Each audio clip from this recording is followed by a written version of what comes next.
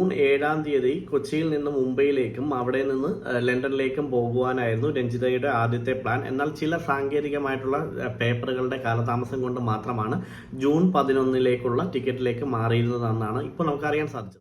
ഗൾഫിലെ ജോലി ഉടൻ തന്നെ അവസാനിപ്പിച്ച് തിരികെ വരികയാണെന്നും കോഴഞ്ചേരി ഹോസ്പിറ്റലിൽ വീണ്ടും തുടർന്ന് ജോലി ചെയ്യാൻ ആഗ്രഹമുണ്ടെന്നും എല്ലാമാണ് സുഹൃത്തുക്കളോടും മറ്റ് ബന്ധുക്കളോടും അവസാനമായി രഞ്ജിത പറഞ്ഞിരുന്നത്.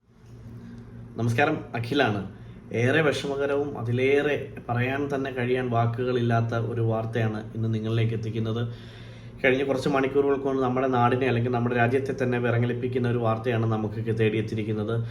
എയർ ഇന്ത്യ വിമാനം അഹമ്മദാബാദിൽ നിന്ന് ഇന്ന് ഉച്ചയ്ക്ക് 1:38 പറന്നുയർന്ന് മിനിറ്റുകൾക്കുള്ളിൽ തന്നെ നിലംപതിക്കുകയും അതിലുള്ള ഏകദേശം 133 ആൾക്കാർ മരണപ്പെടുന്ന ഒരു വാർത്തയാണ് നമ്മളെല്ലാം കേട്ടിരിക്കുന്നത്. ഒരുപാട് വിഷമകരവും അതിലേറെ നമ്മളെല്ലാം പ്രയാസപ്പെടുത്തുന്ന ഒരു വാർത്തയാണ് നമ്മുടെ മുന്നിലേക്ക് ഇപ്പോൾ കടന്നു വന്നിരിക്കുന്നത്. അതിലേറെ വിഷമകരം എന്ന് പറയാനുള്ളത് അതിനകത്ത് നമ്മുടെ ഒരു സഹോദരി കൂടി ഉൾപ്പെട്ടു എന്നുള്ളൊരു വാർത്തയാണ് ഇപ്പോൾ അറിയാൻ സാധിച്ചിരിക്കുന്നത്.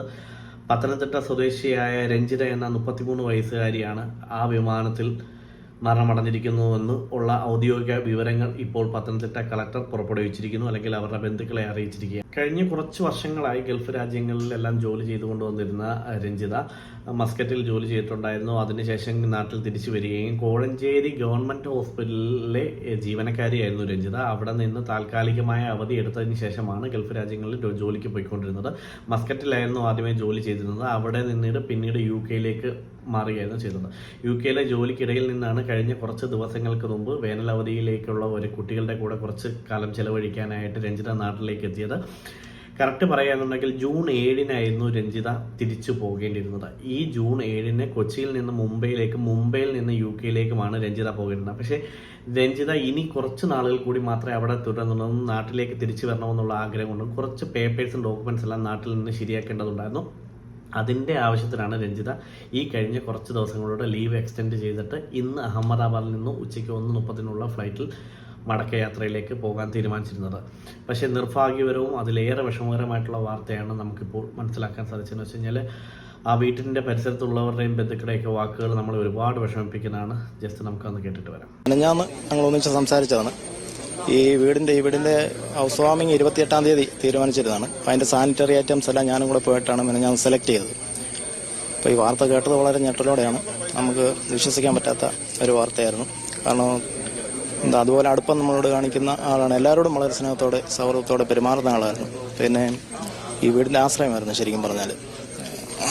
വളരെ മിടുക്കിയുമായിരുന്നു. ഇപ്പോൾ ഗവൺമെന്റ് സർവീസിൽ ആരോഗ്യവകുപ്പ് ജോലി കിട്ടിയിട്ട് അത് ലീവ് എടുത്താണ് ഇവിടുന്ന് UK പോയത്. അപ്പോൾ ആ ജോലി ലീവ് സറണ്ടർ ചെയ്ത് ഇവിടെ തന്നെ നിൽക്കണമെന്നുള്ള ആഗ്രഹത്തിലാണ് ഇത്തവണ വന്നത്.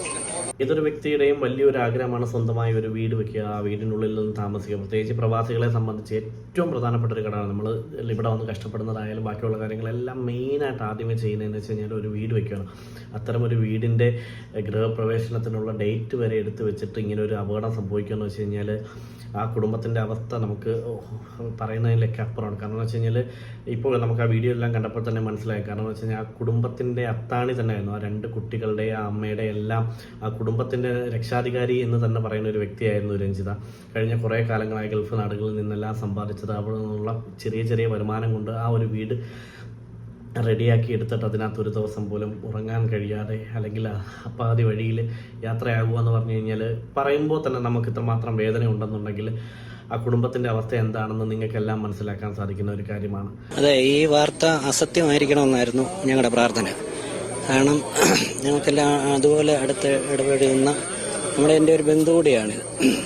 അപ്പം നമ്മൾ ഈ വാർത്ത തെറ്റായിരിക്കണമേ എന്നുള്ളതായിരുന്നു. എന്നെ ഒരു സുഹൃത്ത് വിളിച്ചറിയിച്ചപ്പം തന്നെ എനിക്ക് തന്നെ ഇത് പലരോടും ബന്ധുക്കളോടും ചോദിക്കാൻ തന്നെ ഒരു മടിയായിരുന്നു. നേരാണോ? ഞാൻ പറഞ്ഞു ആരും കൺഫേം ചെയ്തിട്ടില്ല, ഇങ്ങനെ ഒരു കൊണ്ട് രഹസ്യമായിട്ടൊന്ന് അന്വേഷിക്കണം. അങ്ങനെ പറഞ്ഞാണ് ഇവിടെ ഒരു കൺഫേം ആയതിനു ശേഷമാണ് ഞാൻ ഈ വീട്ടിലോട്ട് ഇപ്പം വന്നത്. ഏറെ വിഷമകരം എന്ന് വെച്ചാൽ എനിക്ക് പറഞ്ഞ് മുഴിപ്പിക്കാനായിട്ട് ഈ വീഡിയോ കാണിക്കുന്നത്. കാരണം വെച്ചാൽ ഞാൻ വീഡിയോ കണ്ടു കഴിഞ്ഞപ്പോഴത്തേക്ക് തന്നെ ആ കുട്ടികളുടെ അവസ്ഥ എന്ന് വെച്ച് കഴിഞ്ഞാൽ 10 വയസ്സും 7 വയസ്സൊക്കെ ഉള്ള 2 കൊച്ചു കുട്ടികളാണ്. അന്നേരം അവരുടെയൊക്കെ ഒരു മാനസികാവസ്ഥ അല്ലെന്നുണ്ടെങ്കിൽ ആ വീട്ടിൻ്റെ അവസ്ഥ. ഇന്നലെ ഏകദേശം ഉച്ചയ്ക്കാണ് ആ വീട്ടിൽ നിന്ന് ഇറങ്ങിപ്പോയിരിക്കുന്നത്. പക്ഷേ ഇന്ന് ആ വീട്ടിലേക്ക് കടന്നു വന്ന വാർത്തയെന്ന് പറഞ്ഞു കഴിഞ്ഞാൽ ആ അമ്മയ്ക്കോ മക്കൾക്കോ ഒന്നും ഉൾക്കൊള്ളാൻ പറ്റത്തില്ല ഒരിക്കലും. കാരണം അത്രമാത്രം വിഷമകരമായിട്ടുള്ള ഒരു വാർത്തയാണ്. ഈ പറയുന്ന നമുക്കുണ്ടെങ്കിൽ, ഈ കേൾക്കുന്ന നിങ്ങൾക്കും ഒരു വിഷമം ഉണ്ടെന്നുണ്ടെങ്കിൽ ചിന്തിക്കണം. ആ കുടുംബത്തിലേക്ക് വന്നു കയറിയ എന്ന് വെച്ച് കഴിഞ്ഞാൽ, ഒരു സ്ത്രീ ഒരു വീട് വിട്ട് മറ്റൊരു രാജ്യത്ത് പോയി ഒരു ജോലി ചെയ്യുന്നുണ്ടെന്നുണ്ടെങ്കിൽ അവൾ നല്ല മനസ്സോട് കൂടിയിട്ടൊന്നും ആയിരിക്കത്തില്ല. അത്രത്തോളം കഷ്ടപ്പാടും പ്രയാസങ്ങളും ബുദ്ധിമുട്ടുകളും ഉണ്ടെന്നുണ്ടെങ്കിലായിരിക്കും പോകുന്നത്. അന്നേരം അങ്ങനെയുള്ള ഒരു കുടുംബത്തിലേക്ക് ഇത്രയും ദയനീയമായിട്ടുള്ള അല്ലെങ്കിൽ ഇത്രയും വിഷമകരമായിട്ടുള്ള വാർത്ത കടന്നു വരുമ്പോഴത്തേക്ക് സഹിക്കാവുന്നതിലൊക്കെ വളരെ വളരെ അപ്പുറമായിരിക്കും. എന്തെന്ന് വെച്ച് കഴിഞ്ഞാലും നമുക്ക് ഉൾക്കൊള്ളാൻ സാധിക്കത്തില്ല. നിലവിൽ നമുക്കിപ്പോൾ അറിയാൻ കഴിഞ്ഞിരിക്കുന്ന ഏകദേശം 140-ലധികം മരണങ്ങൾ സ്ഥിരീകരിച്ചതായി കഴിയുന്നു. മരണസംഖ്യ കൂടാതിരിക്കട്ടെ. അപകടത്തിൽപ്പെട്ടവർ എത്രയും പെട്ടെന്ന് തന്നെ രക്ഷപ്പെടുവാനും ഇത്തരം വിഷമകരമായിട്ടുള്ള വാർത്തകൾ നമ്മളിലേക്ക് കടന്നു വരരുത് എന്ന് ദൈവത്തോട് പ്രാർത്ഥിച്ചുകൊണ്ട് നിർത്തുന്നു. അഖിൽ വിഷം സൈനിങ് ഔട്ട്. ബൈ. രഞ്ജിതയുടെ കുടുംബത്തിനും കുട്ടികൾക്കുമെല്ലാം ഈ വാർത്ത പിടിച്ചു നിർത്താനും അല്ലെങ്കിൽ ഈ ഒരു ദുഃഖകരമായിട്ടുള്ള അവസ്ഥയിൽ അവരുടെ മനസ്സിനെ പിടിച്ചു നിർത്താനുള്ള ശക്തി ദൈവം നൽകട്ടെ എന്ന് പ്രാർത്ഥിച്ചുകൊണ്ട് നിർത്തുന്നു. അഖിൽ വിഷം സൈനിങ് ഔട്ട്. ബൈ.